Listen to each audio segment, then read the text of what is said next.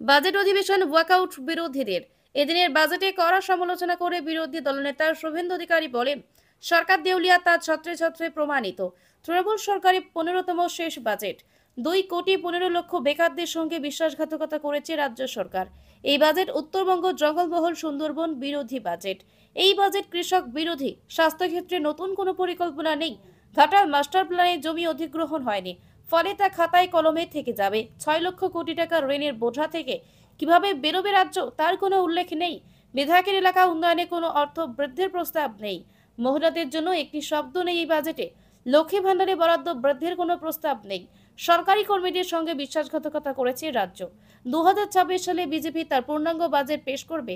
আজকের বাজেটে রাজ্য সরকারি কর্মীদের ডিএ বাড়ালো রাজ্য সরকার। 4% ডিএ বাড়ানোর প্রস্তাব পেশ রাজ্য বাজেটে। চলতি বছরে 1 এপ্রিল থেকে নতুন হারে ডিএ কার্যকর হতে চলেছে। বুধবার রাজ্য বাজেট পেশ করে এমনই প্রস্তাব পেশ অর্থ প্রতিমন্ত্রী চন্দ্রিমা ভট্টাচার্যের।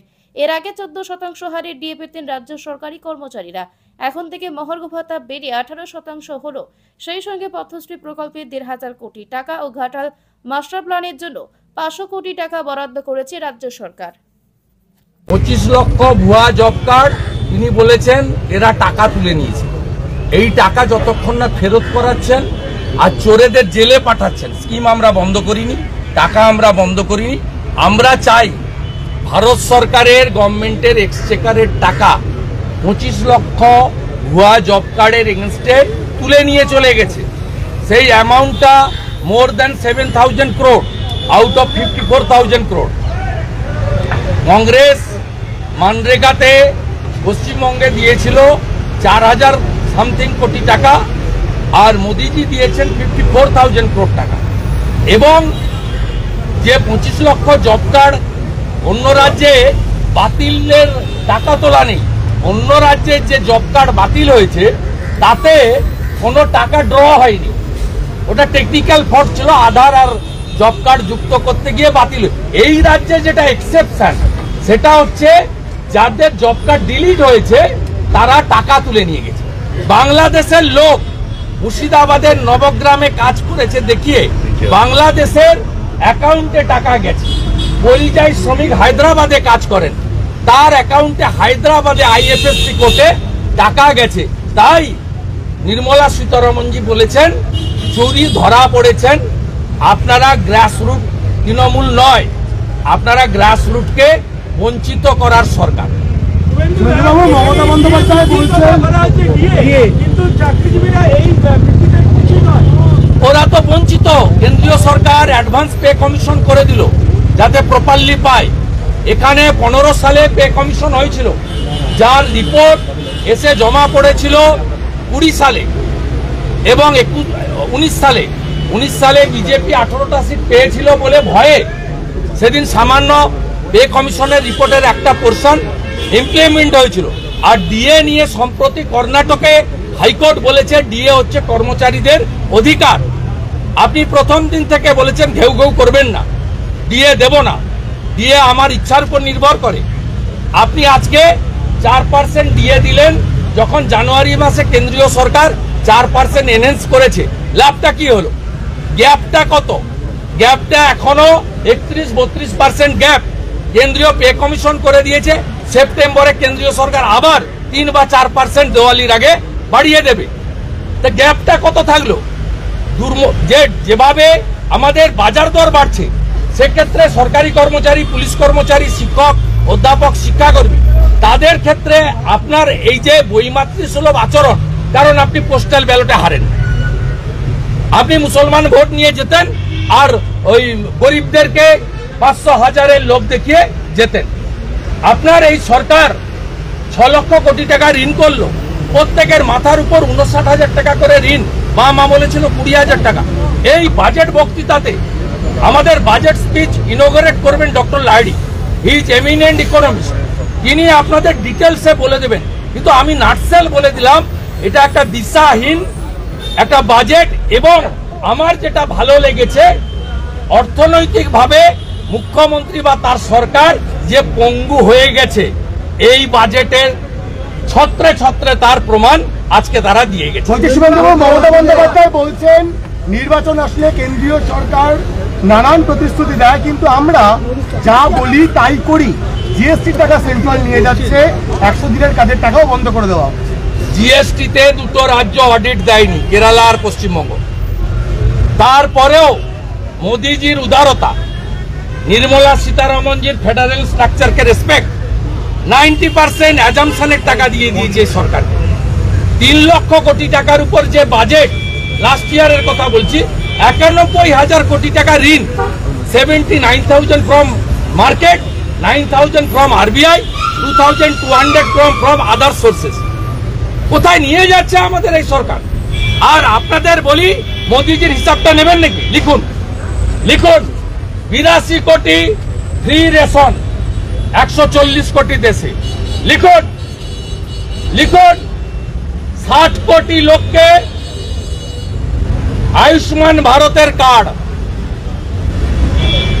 15 কোটি ফ্যামিলি, 60 কোটি জনসংখ্যা, আয়ুষ্মান ভারতের কার্ড, 82 কোটি প্রধানমন্ত্রী অন্ন সুরক্ষা যোজনা, মাথা পিছু 5 কেজি চাল বা গম ফ্রি, 29 সাল অব্দি চলবে, ডিক্লেয়ার।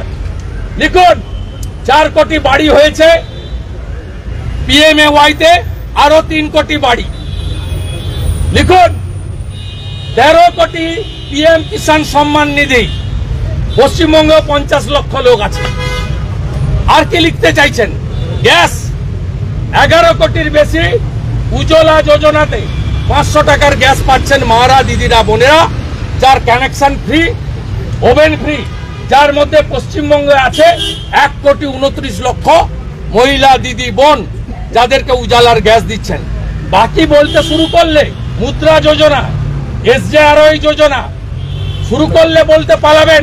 কেন বিশ্বকর্মা যোজনা আপনি চালু করার কথা বাজেটে বলবেন না? আপনার তো কোনো ইনভলভমেন্ট নেই। আপনি কেন আয়ুষ্মান ভারত চালু করবেন না? আপনার স্বাস্থ্য সাথী ঢপের চপ, একটা শব্দ নেই। পশ্চিমবঙ্গে স্বাস্থ্য সাথী চলে না, এবং বাইরের রাজ্য তো চলেই না।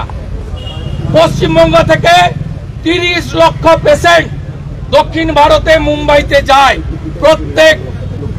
কার্যত প্রত্যেক বছর, মানে মাসে কয়েক লক্ষ, 3-4 লক্ষ করে। আপনি বলুন আয়ুষ্মান ভারত কেন চালু করছেন না? কেন 14 লক্ষ মা, দিদি, বোনকে উজালা 3 থেকে বঞ্চিত করেছেন? কেন প্রধানমন্ত্রী ক্রপ ইন্স্যুরেন্স ফসল বীমা যোজনা থেকে বাংলার কৃষক বঞ্চিত? বাংলায় 81 লক্ষ কৃষক পিএম কিষাণ সম্মান নিধি পাওয়ার যোগ্য। আপনি 50 লক্ষ নাম পাঠিয়ে 31 লক্ষ বিজেপি ভোট পেয়েছে বলে বনগাঁ, রানাঘাট, আলিপুরদুয়ার, কোচবিহার, পূর্ব মেদিনীপুর, পুরুলিয়া, বাঁকুড়া, বিষ্ণুপুর, আরামবাগের কৃষকদেরকে বঞ্চিত করছেন। এর উত্তর কেন আপনাকে নেই? আমরা আগামী সপ্তাহে রাজ্যপালের উপর ভাষণে রাজ্যের আইন শৃঙ্খলা, অভয়াকাণ্ড, নারী সুরক্ষা, পুলিশের হাল বেহাল আর চুরি দুর্নীতি তুলব।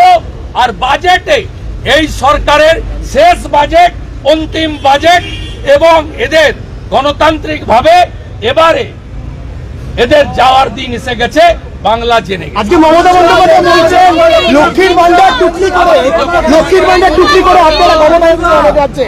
লক্ষ্মীর ভান্ডার টুকলি করেছেন বিজেপি। আগে শিবরাজ সিং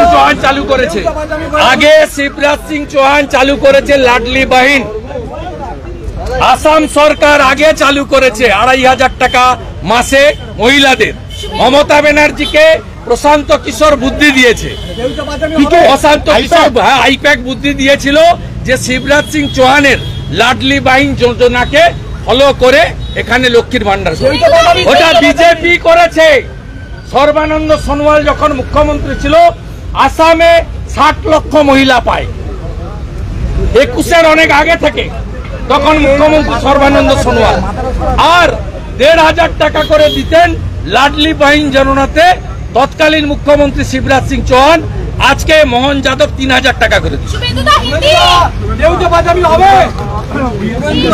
দেউচা পাচামি থেকে পাথর তুলবে, দেউচা পাচামি থেকে ওই যে গান্ধী বলে একটা চোরকে বসিয়েছে মিনারেল কর্পোরেশনে, ও আর বাকি যে চোররা আছে তারা মিলে পাথর তুলবে। 2 কিলোমিটার পাথর আছে, কয়লার কোনো খবর নেই, কয়লার কোনো খবর নেই। নাম লিখে নিবেন আমার 2 কিলোমিটার শুধু পাথর আছে, ওই পাথরটা বেচবে। Shubhendu, I have seen that BJP have walked out. BJP walked out not. We on the floor of the house we protest several times because this budget is completely anti-people. This Sarkar, this government is insolvent government. Insolvent unemployed youth. They are not getting employment. The employment extent in our state in educational improvement, the safety and security of the women, especially the child lady,